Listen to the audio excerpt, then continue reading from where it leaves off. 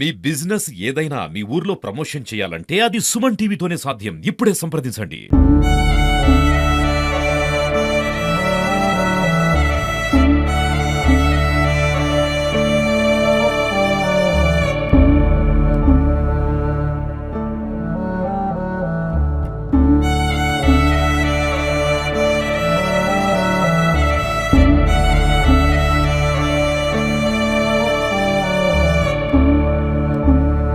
మరణంలోనూ ఇద్దరి స్నేహితుల బంధం విడిపోలేదు. నిన్న వేకువజామున 3 గంటలకి తిమ్మాపూర్ మండలంలోని రేణిగుంట స్టేజీ వద్ద గుర్తు తెలియని వాహనం ఢీకొని ఇద్దరు స్నేహితులైతే మృతి చెందారు. ఒకరు బెజ్జకి మండల కేంద్రానికి చెందినటువంటి భానుప్రకాష్, మరొకరు గన్నేరువరం మండలంలోని చీమలకుంట గ్రామానికి చెందినటువంటి నరేష్. ఇద్దరు కూడా ఒక పని నిమిత్తం కరీంనగర్ వెళ్లి వస్తుండగా గుర్తు తెలియని వాహనం ఢీకొట్టడంతో కూడా ఇద్దరు అక్కడికక్కడే మృతి చెందారు. ప్రస్తుతం అయితే మనం బెజ్జంకి మండల కేంద్రంలో ఉన్నాము. ఇక్కడ భానుప్రకాష్ వల్ల ఇంటికి వెళ్ళి అసలు ఏం జరిగింది, వాళ్ళిద్దరు ఎప్పుడు బయటికి వెళ్ళారనేది కూడా అడిగి తెలుసుకునే ప్రయత్నం అయితే చేద్దాం.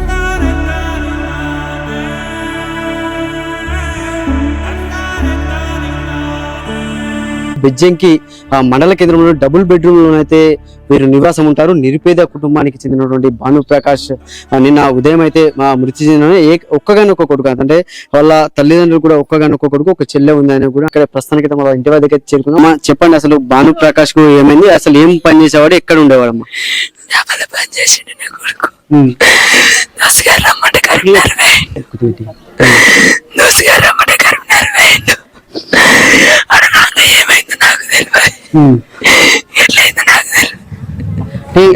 ఇంట్లో నుంచి ఎప్పుడు బయటికి వెళ్ళి నీకు ఫోన్ ఏటన్నా ఇటు పోతాను అమ్మా అని ఏమన్నా చెప్పింది అమ్మ?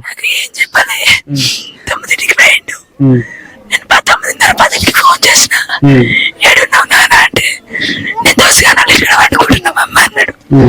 అన్న వండుకున్నాడు, నేను నమ్ముకున్నా. ఇక నుంచి అంటే ఎప్పుడు అయింది నాకు తెలియదు, ఏమైంది నాకు తెలియదు. అంటే వాళ్ళ ఫ్రెండే ఇక్కడికి వచ్చి తీసుకెళ్ళిందా, ఈయన ఏమైనా వెళ్ళిందా? ఒక్కడే వేయండి ఇంటికాంచి, ఇంటికాంచి ఒక్కడే వేయండు. వాళ్ళు దోసగానాలు ఇంటికాంచి ఆ పిల్లగాడు వచ్చి తీసుకుపోయినట్టు. నాకు ఎక్కడితే తెలుసు, నాకు ఎక్కడ ఎక్కువ. ఏం పని చేసేది భానుప్రకాష్? ఎంతవరకు చదువుకున్నాడు, ఏం పని చేసేది? టెన్త్ పాస్ అయ్యిండు, టెన్త్ పాస్ అయ్యిండు, డాబాలో పని చేసిండు శనివారం కాడ. ఆ నుంచి బెంగళూరు వేయండు, అక్కడ 15 రోజులు ఉన్నాడు. 15 రోజుల కాంచి ఢిల్లీ కొమ్మన్నారట. అంత దూరం వస్తాడు, వచ్చిండు. అచ్చింటికి అన్నీ ఉన్నాడు, ఈయన పని చూసుకుంటా అని. వచ్చి 3 రోజులు అవుతుంది కంటే 3 రోజులకు నా కొడుకు చచ్చిపోయింది అయ్యా. వాళ్ళ కొడుకు పని నిమిత్తం కూడా ఢిల్లీ వెళ్ళామంటే ఢిల్లీ వెళ్ళలేను, ఇక్కడే ఉంటానన్న తల్లి మాట కొద్ది ఇక్కడే ఉన్నాడు. అంటే ఆ 3 రోజుల ఇంటికి వచ్చి 3 రోజుల వ్యవధిలోనే కొడుకు మృతి చెందడంతో కూడా తల్లి మాటలు వర్ణాతీతం. వాళ్ళ చెల్లి అయితే అడుగుదాం, అంటే ఎట్లా ఉండేది అన్న, అన్నయ్య ఎట్లా ఉండేది, అసలు ఏం జరిగింది ఏమన్నా చెప్పిండ నీకు పోంగా?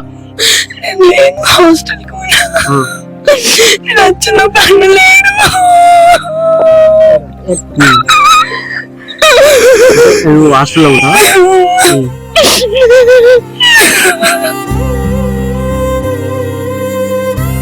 మా మాటలు కూడా మాట్లాడడానికి కూడా అంత రాని పరిస్థితి ఉందంటే ఒక్కగానొక్క కొడుకు మృతి చెందడం. అంటే ఇంటికి వచ్చిన 3 రోజుల్లోనే కొడుకు కూడా మృతి చెందడంతో వాళ్ళు అసలు మాటలు రాని పరిస్థితులు అంటే స్థానికులు అయితే ఉన్నారు. వాళ్ళ కుటుంబ పరిస్థితి కూడా వాళ్ళ ఇక్కడ ఉన్నటువంటి స్థానికులు కూడా ఉన్నారు, వాళ్ళని అడిగి తెలుసుకున్నాం. అంటే చెప్పండి అన్న, వాళ్ళ కుటుంబ పరిస్థితి ఏంది, అసలు అసలు ఏం జరిగింది అసలు? భానుప్రకాష్ అనే అబ్బాయి వాళ్ళు చాలా పేద కుటుంబం, ముద్రాజు కుటుంబం వాళ్ళది. వాళ్ళు ఏంటంటే కూలీ పని చేసుకొని బతికే స్థితిలో ఉన్నారు వాళ్ళు. ఎందుకంటే చాలా పేదవాళ్ళు.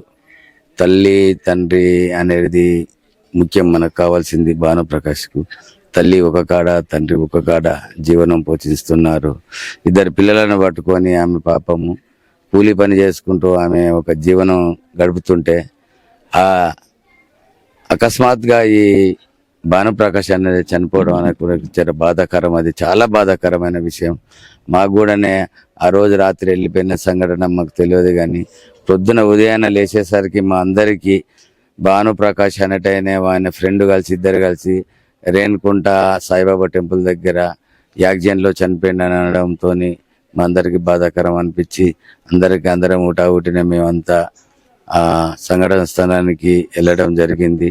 ఆంచిలి పోలీస్ స్టేషన్కి వెళ్ళి పోలీసుల దగ్గర కూడా వివరాలన్నీ తెలుసుకొని వారిని పోస్ట్ మార్టం చేయించుకొని మేము తీసుకొచ్చి నిన్న సాయంత్రానికల్లా మేము వెంబడే ఉండి చాలా గ్రామస్తులంతా కూడా ఏకతిటిగా ఉండి పాపం చాలా బాధాకరమైన పేద కుటుంబానికి సంబంధించిన ఒక అబ్బాయి చనిపోవడం అనేది మనకు చాలా బాధాకరమని వాళ్ళందరూ కూడా గ్రామస్తులందరూ కూడా నాతో సహకరించినటువంటి మా ఐలయ్య కానీ మన చెరుకు నర్సయ్య కానీ వీళ్ళందరం మేమందరం ఏకతాటిగా ఉండి పాపం పేద కుటుంబానికి ఆర్థికంగా మనం ఏం చేయకుండా కానీ ఒక ఆదుకోవాలన్న ఉద్దేశంగా మేము నిలబడి వాళ్ళందరికీ కూడా అందరం కలిసి గ్రామస్తులం కలిసి అంటే ఏ వాహనం గుద్దిందని ఏమన్నా సమాచారం?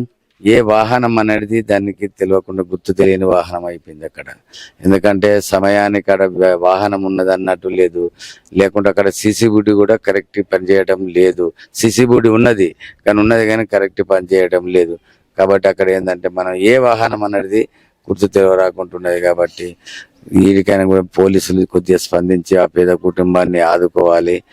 ఆ వాహనాన్ని అనేది కూడా ఎక్కడ నుండి దొరకబట్టి దాన్ని ఈ పేద కుటుంబానికి సహకరించాలని కూడా నేను పోలీసు వారికి కూడా విజ్ఞప్తి చేస్తున్నా. పాపం భానుప్రకాష్ కుటుంబానికి మేము ఎల్లకాలం కూడా గ్రామస్తులం అందరం అండగా ఉంటాము.